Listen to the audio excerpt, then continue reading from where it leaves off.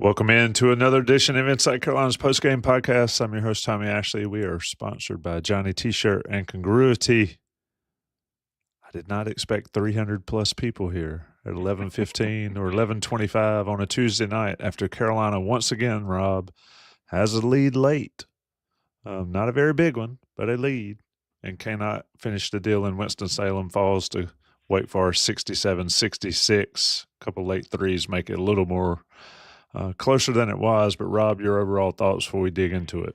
Yeah, I mean this was just another brutal defeat. One they could not afford after the Stanford game. You can't stockpile losses. I mean, I think at this point, I think I said 2 games ago, I thought they might be on the cusp of playing their way off the bubble.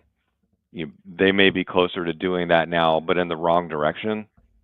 Because I don't think they would be in the tournament after tonight. You can't lose that game, especially as poorly as Wake played, and especially in the first half, Tommy. I mean, both of those teams were just dreadful, and Wake playing it on their home court just was abysmal.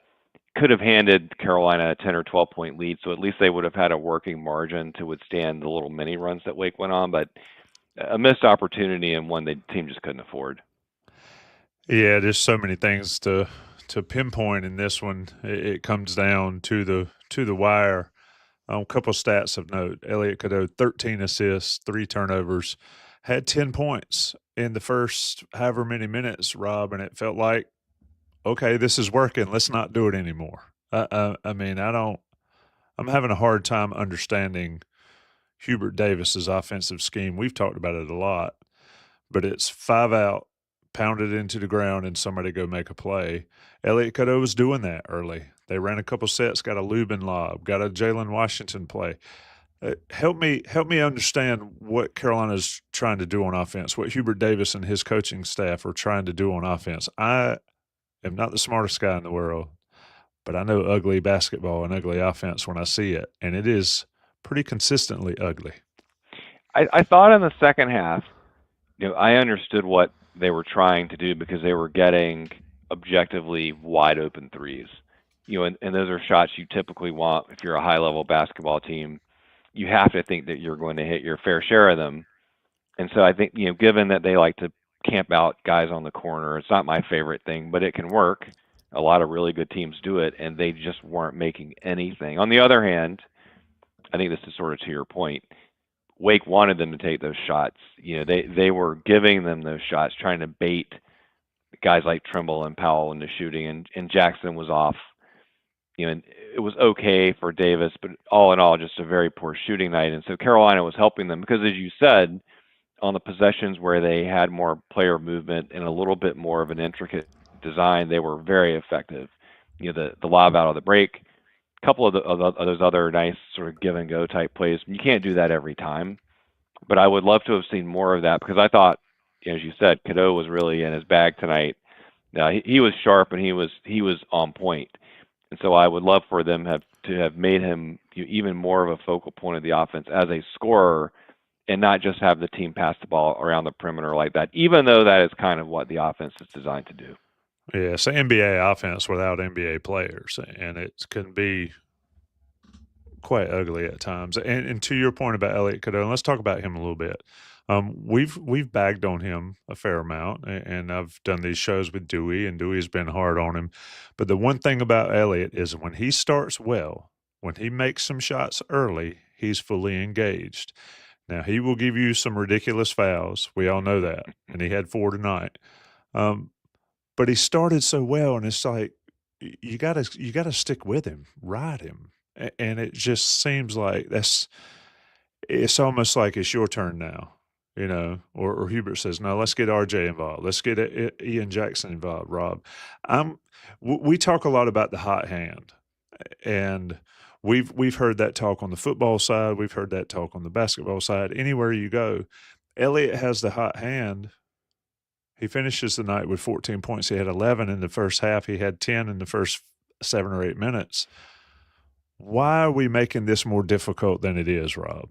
That a lot of people on these chats, and there's 500, 600 people in this chat, have given us grief for not coming at Hubert Davis enough. I'm coming at Hubert Davis because it feels like you go away from what works Is it that, or is it just how the game evolves and then the other team's making some plays? I'm putting you on the spot there, but I think we need to talk about this a little bit because it is a common theme. The hot hand does not exist for North Carolina, or at least riding it does not, it seems like.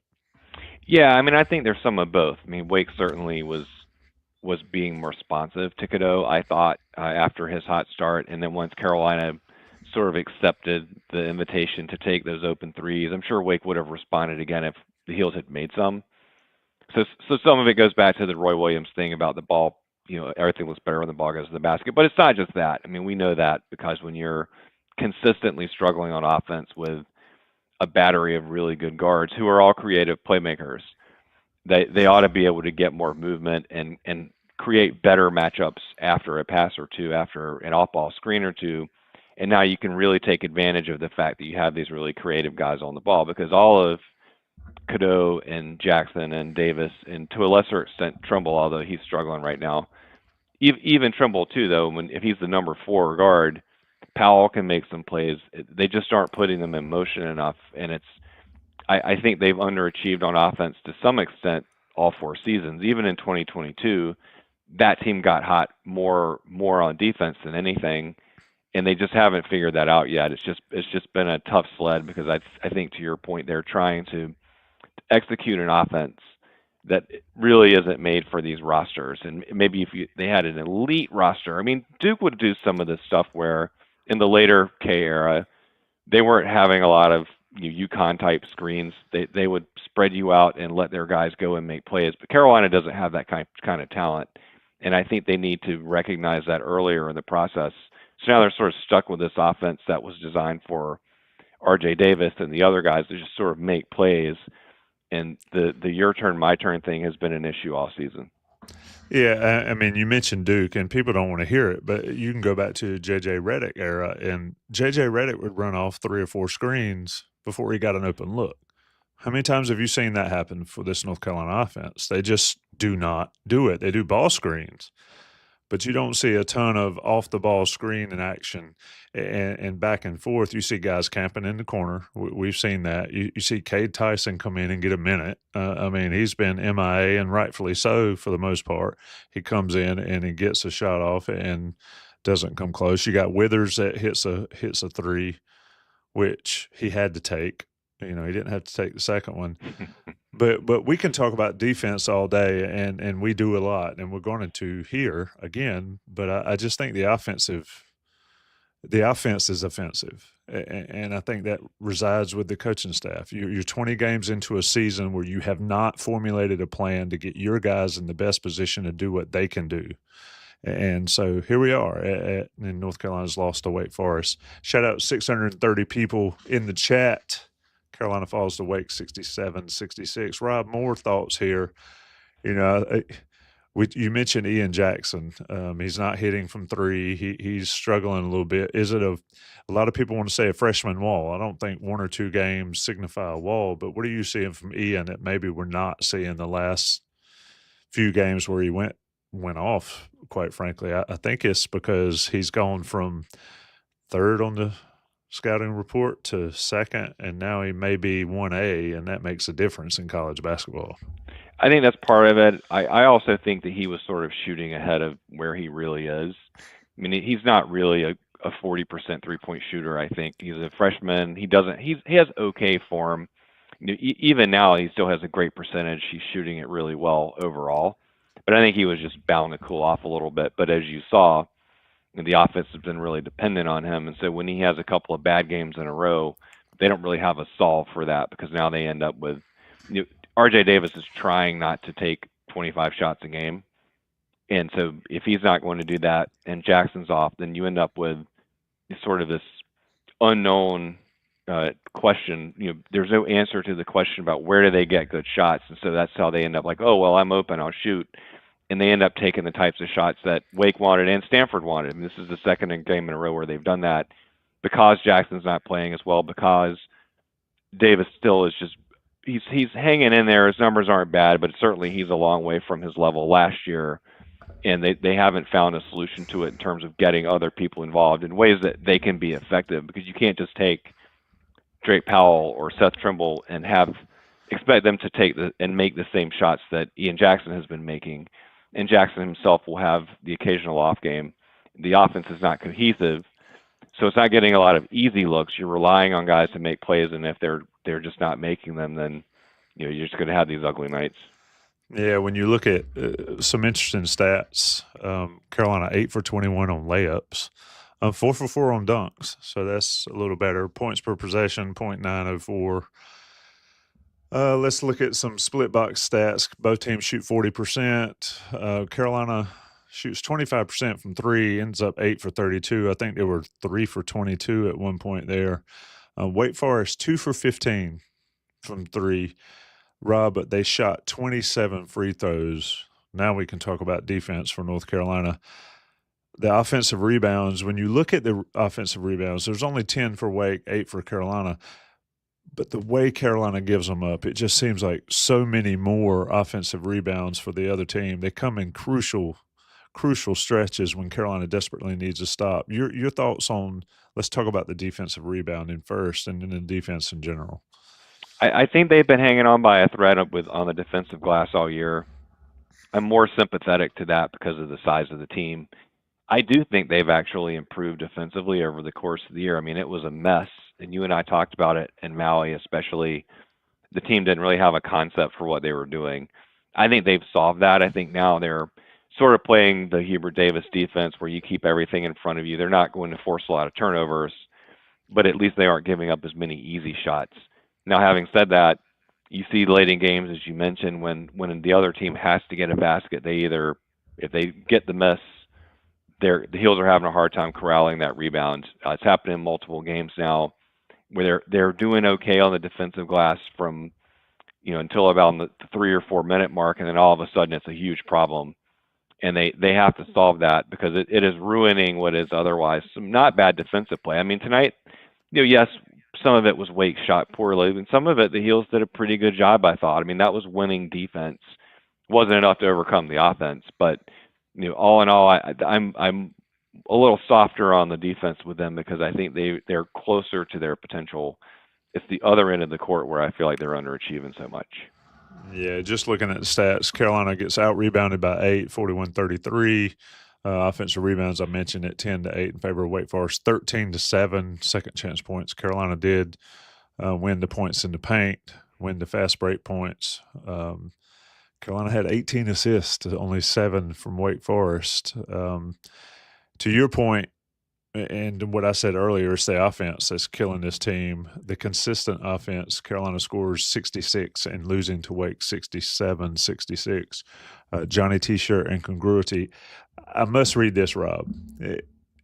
Shout out to Inside Carolina people. There's 700 people here in the chat with us, but somebody on the board said, here's how the show should go. The show should go like this. Tommy, same old Carolina, different night. If you want consistency, go to Johnny T-shirt and congruity. You agree, and I say we wrap the show. But I am going to talk about consistency, and it's Johnny T-shirt. They give you great deals all the time on all the Carolina swag you can need. Baseball season's coming up. They've got it. And then Matt at congruityhr.com for your free assessment. 2 consistent businesses that consistently support Inside Carolina, consistently step up and come to play every night and every day. Johnny T-shirt and congruity. Rob, when we talked last, Carolina had won a few games. We did a show last week about Carolina turning the corner on the press coverage with the beat guys. Since then, they've lost to Stanford. They've now lost to Wake Forest. Wake Forest lost, not surprising how it happened, decently surprising. Where does this team go? I mean, I'll leave it open like that. They have an easy one upcoming. That's BC. That game won't help them any. And then they, unless they metrics-wise could move up, I guess, if they really route them. But that's not a marquee win when your record is so sketchy. They have to do really well now in the stretch that's upcoming and early in the month with the 2 pit games at Clemson, at Duke. And it went from the type of thing where they could get away with 1, maybe 2 wins to now they have to win 2 and to really solidify themselves back in the tournament, they might even have to win 3. Maybe that's saying too much, but I think now they're out, and the presumptions against them, and we know that there are going to be more of these soft type games. The real issue is not so much to me that whether they have time to play their way back in. Of course they do. It's January 20th or 21st, but it's just whether they can amass that type of record. I thought all along that 14-6 in the ACC would be safe, but can they really get to 14-6 when you're already 5-3 and you haven't even played the meat of the good teams yet? It's hard to see that right now because they're going life and death with pretty much every opponent, including the weaker ones. What's going to happen when the Blue Devils come to town and you go there twice? At Clemson and at Pitt, that's been a horror show at times. So they have to get a lot better. It's not just a metrics thing or a net ranking thing. They just have to get a lot better offensively to even have the type of record to be considered for the tournament. Right now, I'm not even sure they're tracking to be a contender for it. Yeah, it feels like the season ends whenever the ACC tournament ends for North Carolina. We'll see about the NIT. We know how that went a couple of years ago. Somebody in the chat said we had memories of a goldfish. This team was a 1 seed last year and whatnot. It is what have you done for me lately in college basketball, and Carolina is trending in a negative direction. There was one question in the chat, Rob, I wanted to ask you. And it's so fire in there. I can't find it. But I think I remember it was something about playing against a zone. Wake threw it out at the end, at least from what I remember, it was only really at the end. Playing against a zone, I mean, your take there. You should have, if they go this, we're doing that immediately, and it should be practiced and prepared for. What have you seen North Carolina do when teams adjust? Have you seen that you adjust, we succeed, force you to adjust again? I haven't seen that much from this North Carolina team and from this coaching staff. Your thoughts there on sort of in-game adjustments from Hubert and his staff? I think some of the times, I think Hubert's a real positive guy, and he believes that if it's sort of a trust the process situation. I believe in our players, I believe in our system, and Roy Williams was like this too. I'm not going to do but so much tinkering. I'm going to make them adjust to me. Now Hubert is a tinkerer in the sense that if he thinks he can get an advantage, I do feel like they're doing less of that this year, because tonight was an example where after taking so many threes for 10 or so minutes of the second half, they kept going to that, and I was wondering if they might make a change, but it took them a long time to sort of figure out some other type of good shot. The zone offense, I think, has gotten better from early in the season. That probably one of the few good possessions of the Stanford game late was the zone defense Stanford played. That pass goes to Ian Jackson for a wide open three. He just missed it. So that's one where your offense is doing what it should do against that defense, and then just the ball doesn't go in. Otherwise, though, you're right. I think this season they haven't made the structural changes. It's not just using guys off the bench tactically. They did that in 2023 as well. But as with this season, I thought that year they waited too long to try and tweak the structure because we knew that the Baycott-Nance duo wasn't working with Leaky out there too. Kind of the same thing this year. The front court's struggling. The guards are not complementary at this point. It's a lot of yo-yoing back and forth on possessions. So how can they get them to play together? I don't think they're being selfish. I know that's what people are saying. I don't think that they're being selfish. I just think they're disconnected. And it's the coaches have to put them in a position and the entire team offense into a position where the team is attacking in a way that is involving multiple players on each possession, not just over the course of the game. One last question I have for you. Somebody in chat, Thin Lizzy, great screen name, asks, what about the substitutions, especially in the first half? We saw James Brown out there. I've got no problem with him getting feisty. He seems like he's one of the few guys that has some feistiness in him. I'm not sure what he said to get a technical foul there, but your thoughts on the rotation? We saw Ty Claude. We haven't seen him in a couple weeks. Withers, his minutes have dwindled significantly over the last couple of weeks. Jalen Washington, of course, in foul trouble affects all of that. But your thoughts on the rotations down low? We talk all season about defining roles, understanding what your responsibilities are, understanding when you might play, whatever. It seems like there was not a ton of rhyme or reason tonight. Is it strictly foul trouble issues, or what'd you see there? I knew there was foul trouble. I don't know the entire sequence. I was surprised when Claude came in because I thought they had more or less given up on him, and that Brown had surpassed him, and they sort of want to invest in Brown as someone who could come back as a sophomore and be more of a rotation player, hopefully. So I was surprised that Claude got in first, but I was happy to see Brown get in the game as well. I do think they're at the point in the season now where they have to decide what they're going to do with these guys, because it's not really worth, unless you're in an emergency situation, playing someone for 2 minutes. A player can't really get involved in that amount of time, and it takes away the rhythm from someone else who could be playing. It was the same thing with Kay Tyson. Either he needs to play 6 minutes or 0 minutes, because I don't think there's any reason at this point to think that he will be effective taking one shot a game. He hasn't been making those shots all year. I'm not going to pile on. That was a very unfortunate shot that could get gift up pretty easily because he missed it so badly, and that's just not his game. But you have to play a guy like that, I think, 8 minutes or 0, or it's just not worth it. So I was surprised a little bit by that, but again, I knew there was some foul trouble. Yeah, Carolina falls to Wake Forest 67-66. Boston College coming up this weekend. Boston College is terrible, so North Carolina should have a good opportunity to get a win there. And then it ramps up. Pitt, Duke, Pitt, Clemson. And if we don't already know North Carolina's March plans, we shall learn them soon. Anything left, Rob, before we get out of here? I will try to end it on a positive note because I like to be a forward-thinking person. I think we'll come back if you're on here. We'll do BC. There will be smiles. There will be feel-good moments, and then I don't think it's over. I mean, that's about the best I can do after this. There's no spinning this. The best I can say is that they should get almost a free win against BC, and then we'll be able to talk about some other points going into that stretch of games. I have zero expectations for the Duke game, but I do think that they had the ability to beat Pittsburgh and Clemson. Doesn't mean they'll do it, but I don't see any reason they should be right there in those games. I don't think those games are necessarily that much more difficult than tonight's, although they got a really bad version of Wake. Wake has the potential to play sort of at the same level, roughly speaking, as those two teams. So I don't think it's over, but I do think their backs are against the wall now, and going to have to find a way. Yep, you're playing for your postseason lives, especially if you're someone like R.J.